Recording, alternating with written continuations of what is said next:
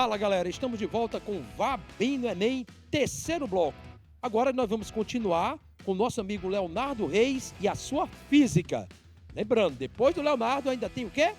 Química com David Anderson. Léo, terceira questão, arrebente aí, meu irmão. Valeu, bora. Questão, galera, muito cobrada que é a questão de circuitos elétricos, tá? Vou já começar a lhe dar uma dica. Pode ser que o Enem, ele lhe cobre dois conteúdos na mesma questão. A maior dica é essa. Se o cara cobrar calorimetria e eletricidade na mesma questão, provavelmente ele vai trabalhar com potência. Anote. Se ele cobrar calorimetria e potência, provavelmente ele vai trabalhar essas unidades aí, ok? Então, calorimetria e eletricidade vai ter potência no meio. Daqui a pouco a gente vai falar das equações de potência ali. Então, vamos ler a questão. Um estudante quer utilizar uma lâmpada dessas de lanterna de pilha e dispõe de uma bateria de 12 volts. Bateria, fonte de tensão, tudo isso é o que vai alimentar o circuito. A especificação da lâmpada indica que a tensão de operação é de 4,5 volts, ou seja, ela precisa só de 4,5 volts para funcionar. E a potência elétrica utilizada durante a operação é de 2,25 watts. Lembra, watts é medida de potência no SI, mas pode ser também caloria por segundo, caloria por minuto, joule por segundo, mas normalmente ele trabalha com watts. Para que a lâmpada possa ser ligada à bateria de 12 volts, será preciso colocar uma resistência elétrica em série aproximadamente de... Então vamos voltar para o quadro aqui para a gente entender um pouco sobre essa parte de potência. Tá? Apareceu potência na nossa questão. Primeiro, potência dada em watts. Você tem 4 equações, 4 formas de calcular potência. Primeira delas, potência I vezes U. Na verdade, I é corrente elétrica, U é DDP. Potência é R de resistência vezes a corrente elétrica ao quadrado. Potência é DDP ao quadrado sobre o R. Ou você pode colocar que potência é a energia dividido pelo tempo. Professor, eu nunca vi uma questão que falava dessa última equação. Já, por exemplo, as questões que calculam consumo energético de um equipamento ou de uma residência, você utiliza com esta equaçãozinha aqui, tá? Então, essas 4 unidades, formas de você calcular a potência que você vai trabalhar no seu dia, lá da prova do Enem. Professor, qual é que eu utilizo? O que ele falar. Por exemplo, se ele não falar de corrente elétrica, você não pode usar essa. Essa aqui fala de DDP e resistência, tá? Então, se adeque às questões e os valores que ele trazer para você. Veja aqui. Ele falou na questão também que a lâmpada está associada em série. Eu tenho 2 tipos de associação de resistores. O primeiro deles é em série. O que é que significa associação em série, professor? A corrente elétrica nunca se divide. É sempre a mesma dos resistores, tá? Ela não se divide. Sua casa pode ser associada em série os equipamentos? Não. Imagine você desligar a lâmpada do seu quarto e todos os equipamentos da casa desligarem. Não pode ser, né? Então, sua casa não pode ser em série. Sua casa está ligada como, professor? Em paralelo. Eu tenho resistores em paralelos que são colocados entre essas 2 coisinhas aqui, ó, que nós vamos chamar de nó. Nó é o que caracteriza uma associação em paralelo, tá?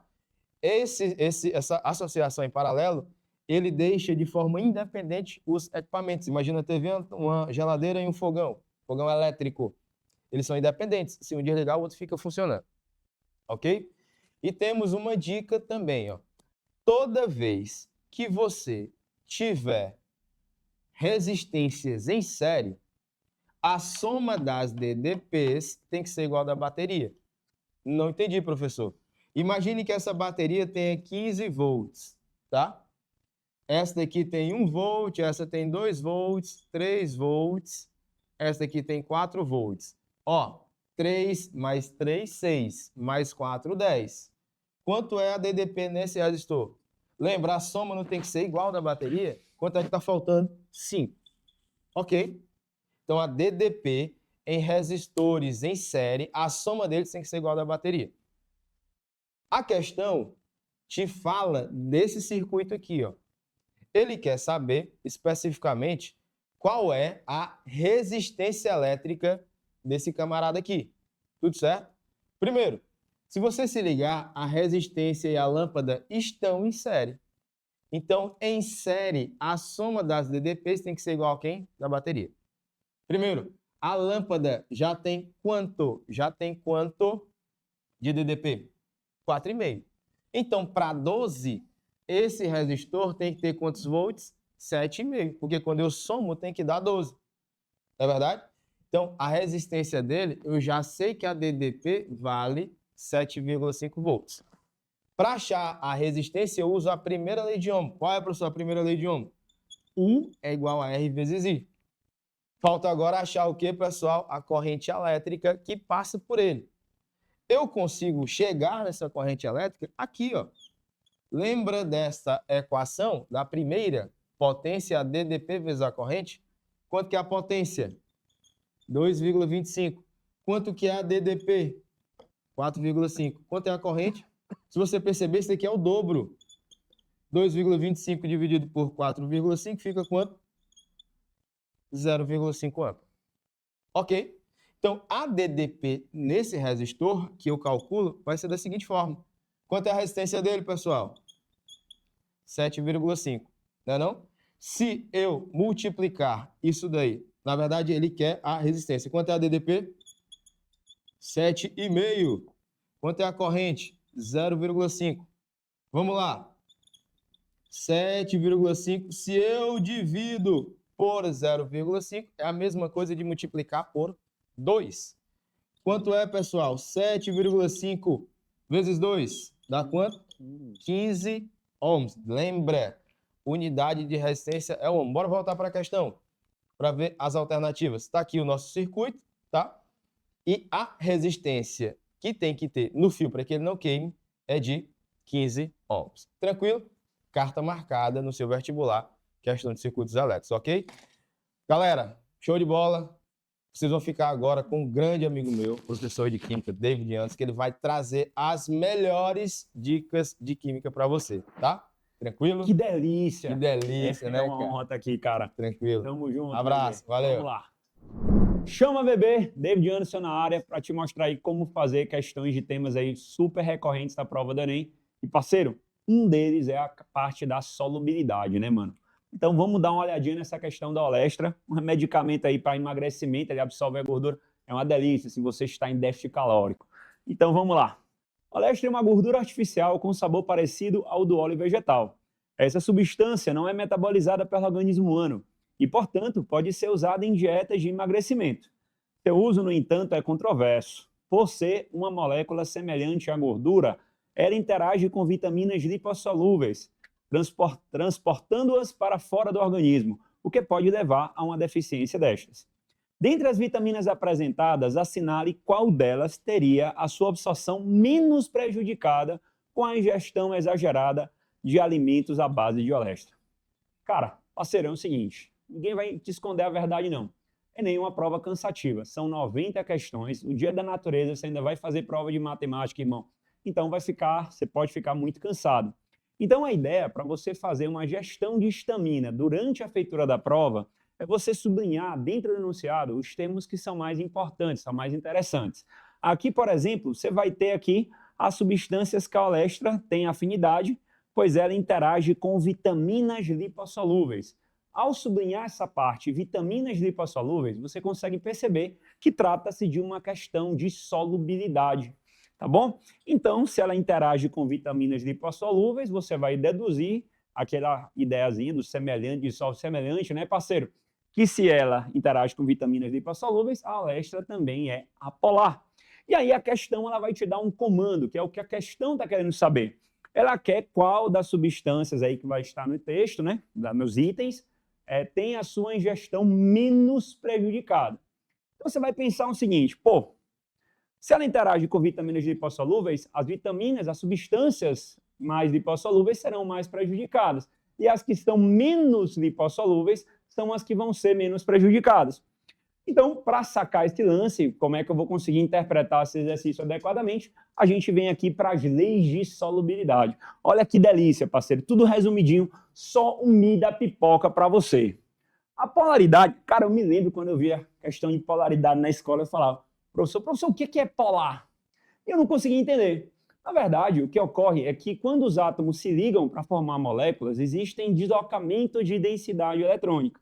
Quando você tem disparidades de densidade eletrônica dentro de uma estrutura, ou seja, um lado mais negativo, um outro lado mais positivo, você tem que aquela substância é polar. E essa propriedade é que determina a solubilidade de um solvente, um soluto em um solvente. Então aqui, ó, de maneira muito objetiva, porque o nosso interesse é fazer com que você acerte a questão e rápido. Então a estratégia mais vencedora, mais interessante para responder questões de solubilidade é você identificar nas estruturas grupamentos polares. Quais são eles? Íons positivos, íons negativos, o OH, que é a hidroxila, NH2 e NH. Esses grupamentos são grupamentos que polarizam as cadeias, aumentando o caráter hidrofílico, ou seja, aumentando o caráter polar, o caráter que tem afinidade com a água. Então, o caráter polar é aumentado com a presença desses grupamentos nas estruturas. E é claro, né, irmão? Quanto mais desses grupamentos você tiver, mais polar vai ser a substância. Então, você vai procurar esses carinhas aqui nas estruturas, parceiro.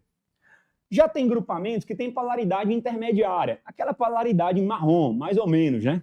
Que é exatamente a carbonila, que é o C+O, e o oxigênio entre dois átomos de carbono. Esse aqui está presente, por exemplo, nas cetonas e aldeídos, e esse aqui está presente nos éteres. Se esses caras aparecerem, você tem uma polaridade assim, marrom menos. Já cadeias carbônicas em geral, meu amigo, as cadeias carbônicas são apolares. Então, quanto maior for a cadeia carbônica, maior é o caráter apolar.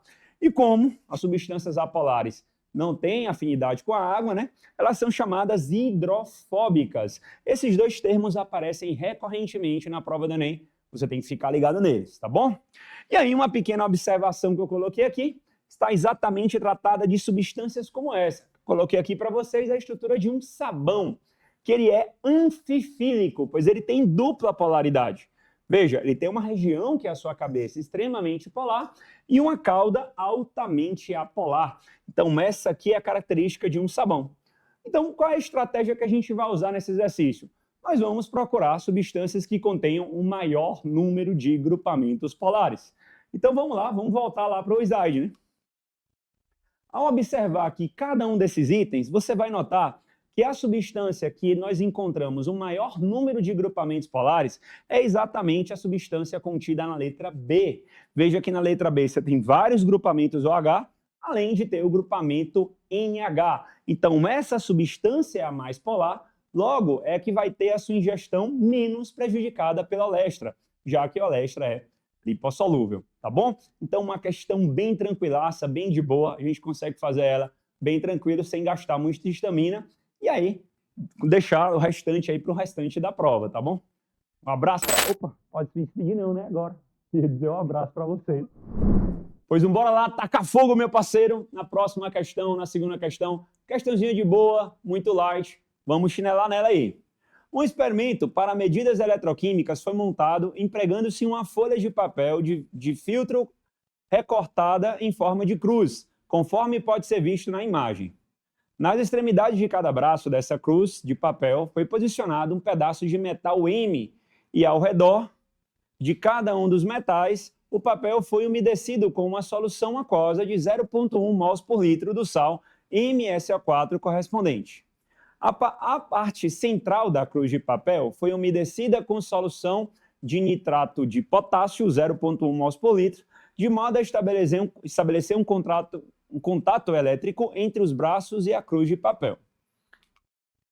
Usando o multímetro, foram medidas as diferenças de potencial de pilhas possíveis de serem formadas pela associação de pares dos metais, construindo em cada caso o cátodo e o ânodo da pilha formada. Os dados relacionados aos metais e seus respectivos potenciais padrão de redução estão fornecidos na tabela. Cara, é muito comum em questão de eletroquímica de colocar um enunciado que você vai ler e você vai pensar assim, Mano, que diabo é isso? Vai explodir tua cabeça e você vai ter uma vontade muito louca de chutar a questão. Mas não chuta. Fica calmo e usa o raciocínio sistemático. Ele dá, os dados relacionados aos metais respectivos potenciais de redução estão fornecidos na tabela. E aí começa a responder a questão pelo comando, começa a responder de trás para frente. O que é que ele vai dizer? No experimento, o par de metais que apresentou o valor positivo mais alto de diferença de potencial de DDP na pilha formada teve seu polo negativo e seu polo positivo, respectivamente. Esse aí é o comando do exercício. A gente vai começar a responder a questão por ele. Inicialmente, nós vamos pensar o seguinte, bora lá para o quadro. A gente está abordando, meu chapa, uma questão de eletroquímica. E a eletroquímica é dividida em dois fenômenos. Ou você tem um fenômeno da pilha, que transforma a energia química, que é a energia contida nas ligações entre os átomos, em energia elétrica, que é a energia que é formada através do fluxo de elétrons passando de um ponto a outro. Então, você tem a pilha, que é esse fenômeno, ou você tem o fenômeno contrário, que transforma a energia elétrica em energia química, que a gente chama de eletrólise. Então, você tem a pilha e você tem a eletrólise. Sobre a pilha, o que é que você deve saber em primeira instância? A pilha é um fenômeno que ocorre espontaneamente. Então, na pilha, o meu ΔG, a minha energia livre de Gibbs, é sempre menor do que zero. E o que é que isso significa? Que é um fenômeno espontâneo, tá bom? E você tem que lembrar disso aqui, ó, irmão, não IPCR. Na pilha, não IPCR. O polo negativo é o ânodo e é chamado de oxidação. E o polo positivo é o cátodo e é chamado de redução. Esse é o comportamento que nós temos, né, quando nós temos o sistema classificado como pilha. Já na eletrólise, você deve saber que na eletrólise o meu ΔG é maior do que zero. E o que é que significa isso? Significa que o fenômeno é não espontâneo. Ele, para ocorrer, precisa de um fluxo de energia contínuo. Ah, professor, isso é difícil demais. Meu chapa, talvez você esteja assistindo minha aula agora no seu celular. E aí você está com o seu celular, bateriazinha de lítio, só na maior, não, Leozinho? O cara na bateriazinha de lítio, curtindo um momento, feliz da vida, respondendo o WhatsApp, assistindo a aula. Faça isso não, assista a aula. E aí, o que é que acontece, irmão? Lá, a bateria é uma pilha. Só que quando ele está descarregando, você tem que conectar aquele celular no carregador, né? Na fonte do carregador, e aí conectar a tomada. E aí o fluxo de energia contínuo vai fazer com que o seu celular carregue sua bateria. Você sabe, por exemplo, quando você remover a tomada da tomada do carregador, imediatamente o celular para de carregar, irmão. Porque a eletrólise é um fenômeno não espontâneo. E como é que funciona a questão da distribuição da eletrólise? Olha só que curioso, né? A eletrólise é o pão necrosado, parceiro. Aquele pão necrosado, nojento, ó, polo positivo é o ânodo e é chamado de oxidação, e o polo negativo é o cátodo e é chamado de redução. Então vamos lá. Passa. O que é que tu tem que fazer quando encontrar uma questão de eletroquímica na prova do Enem? Você vai ter que identificar qual é o sistema que está sendo abordado naquele exercício. Se é uma pilha ou se é uma eletrólise. No caso da questão que nós acabamos de ler nesse exato instante, o sistema é uma pilha. Então, você vai pensar dessa forma para conseguir resolver esse exercício. Tá bom? Ah, professor, mas eu lembro que tem uns cálculozinhos e eu não gosto desses cálculos. De fato, nós temos uns cálculos para fazer. A gente pode calcular numa pilha a diferença de potencial, a DDP da pilha. E como é que você vai fazer isso? Bem, você vai pegar o potencial de redução do cátodo. Não entendi, professor. Pega o maior, parceiro. Pega o maior. O maior potencial de redução, que é o cátodo, e subtrai pelo menor potencial de redução, que é o potencial de redução do ânodo. Se você faz isso, você consegue calcular a DDP de uma pilha, a diferença de potencial de uma pilha. Tá ok? Ah, professor, dá para responder a questão só com isso? Você vai ver como dá para responder sim. Vamos lá voltar para o quadro. O slide, aliás, né? Perdão. Vamos lá. No slide, você tem vários metais, você tem vários valores de diferença de potencial. Tem aqui a do magnésio, você tem aqui a do zinco, você tem aqui a do ferro e tem aqui a do cobre. Se nós observarmos, o magnésio tem menos 2,36 volts. O zinco, menos 0,76 volts. O ferro, menos 0,44 volts. E o cobre, mais 0,34 volts. O comando da questão, ele pede qual é aquele que vai ter a maior diferença de potencial. Bem, se nós queremos a maior diferença de potencial, nós temos que pegar o maior potencial de redução, que no caso, dentre todos esses valores, o maior que temos é 0,34, que é o do cobre, e subtrairmos pelo menor potencial de redução.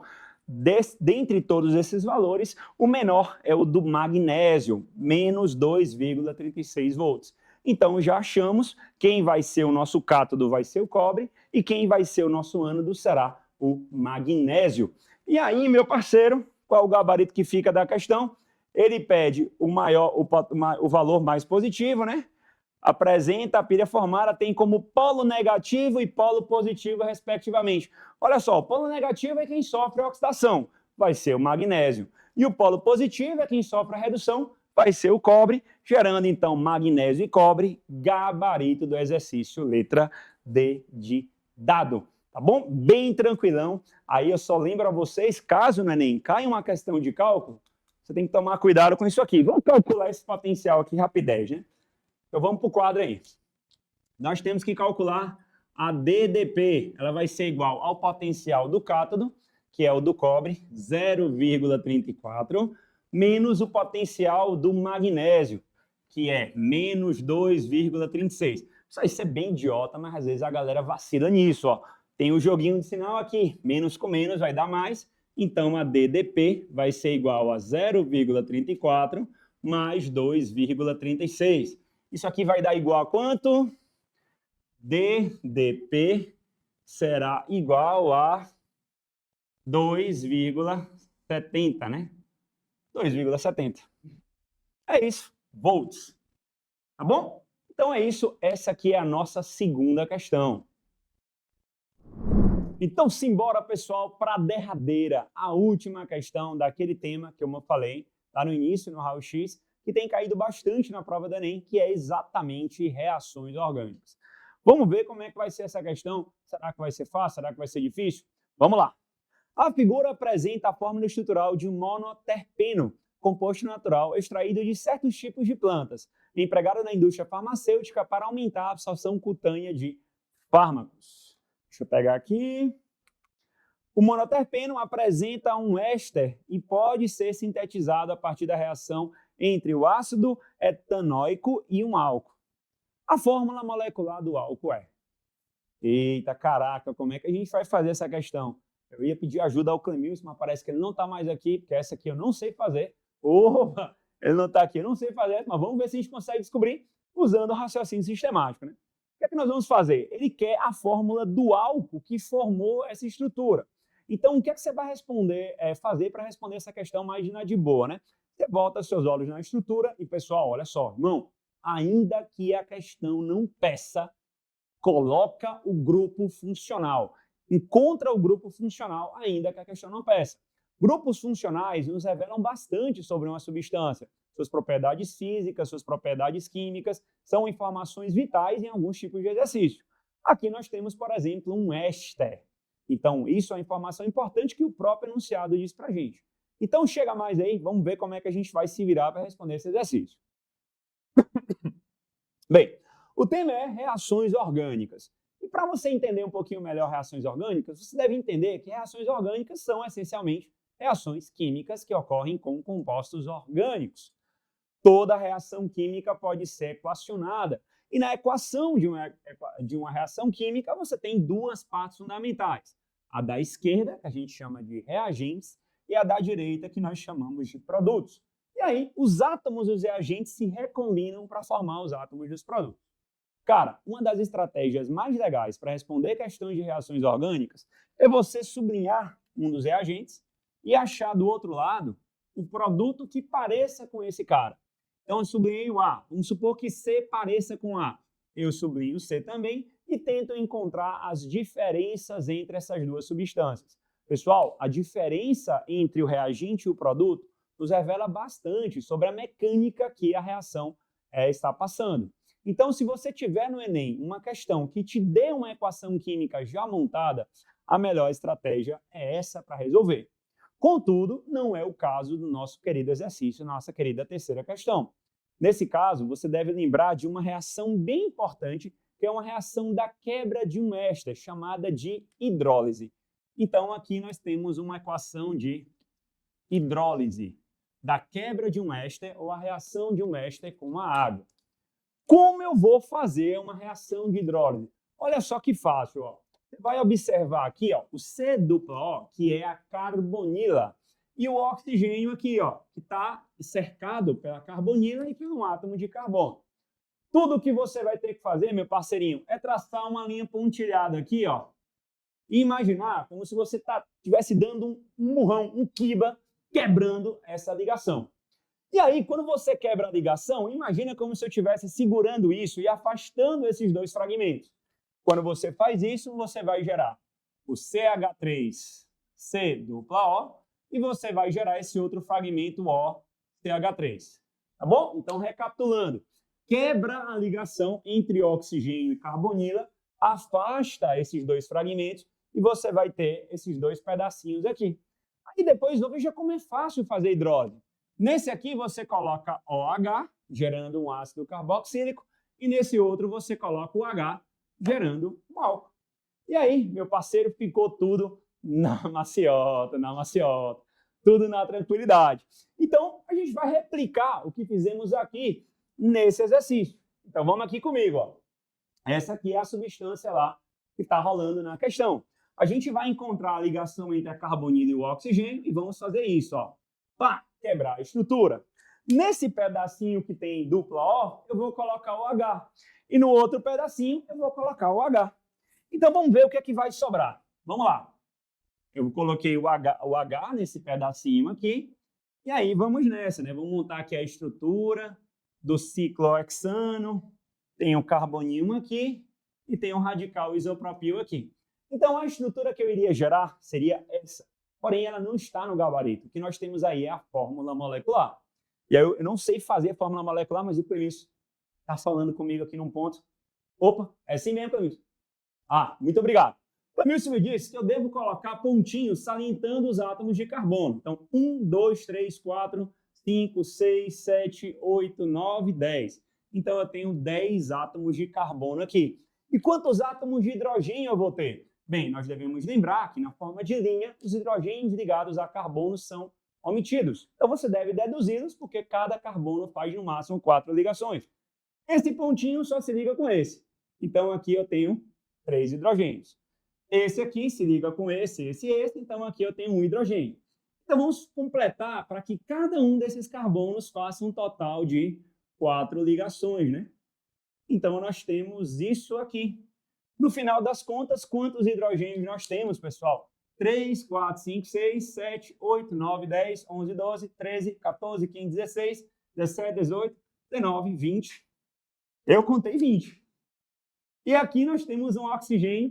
Então, esse aqui é nosso álcool. Vamos ver se tem no gabarito isso aí. Se der errado, foi culpa do Clemilson. Então, vamos lá. C10H20O. Está exatamente na letra A. Muito obrigado, Clemilson, não saber fazer essa. Cara, você me ajudou demais. Não vou mentir. Me ajudou demais. Ficou até fácil, cara. A química ficou fácil, viu? Mas sabe o que é que pode ficar difícil? O professor Chicão disse que ia lançar um desafio aqui pra galera que tá em casa. Chicão, vem cá, Chicão, por favor. Tem um desafio mesmo?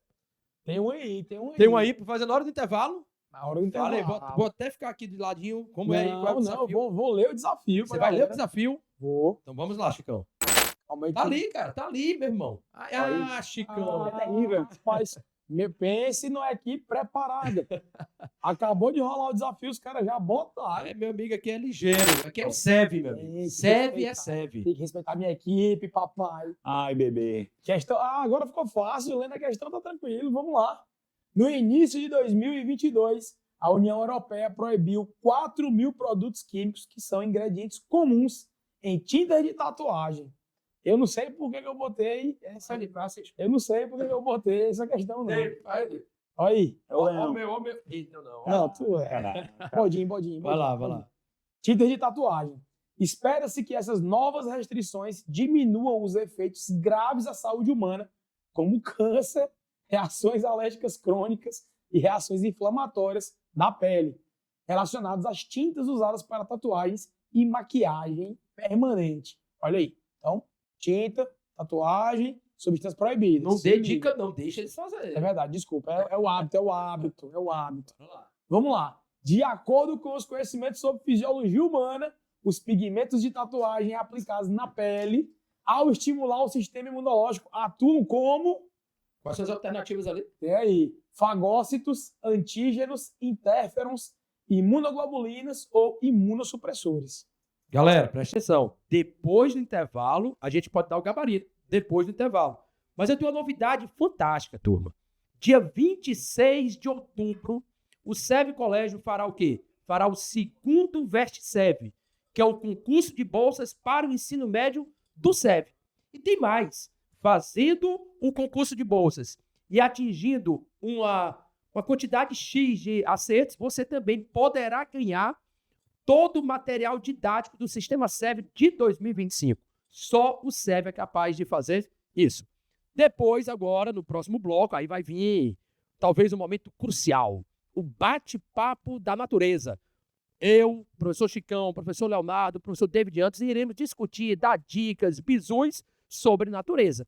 E também nós teremos uma novidade, a preparação mental para o vestibular. Como lidar com ansiedade durante a preparação e também estratégias para melhorar a concentração nos estudos. Vá ao banheiro, tome uma água e volte. Tamo junto!